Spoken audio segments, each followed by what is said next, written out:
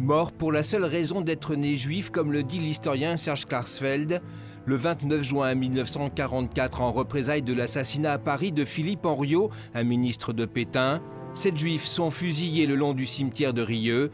Ils ont été exécutés sur ordre du chef de la milice lyonnaise, Paul Touvier. Pour le consistoire, M. Richard Ramet. C'était il y a 75 ans.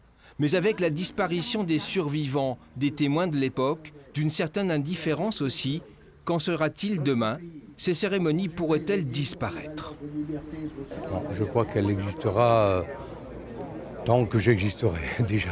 Moi j'ai 5 enfants et je vois que ces commémorations et tout, ça les intéresse pas. Je pense sincèrement que je suis dans les derniers qui témoignent encore dans les établissements scolaires et qu'après nous, bon, je ne suis pas très confiant.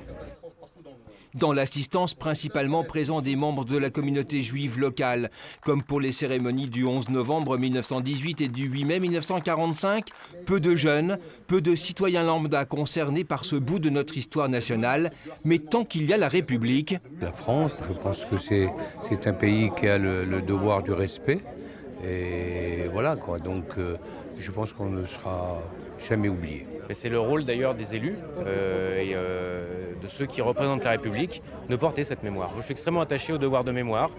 Il y a 75 ans, 7 personnes, parce qu'elles étaient juives, ont été fusillées sur le mur qui est juste derrière nous.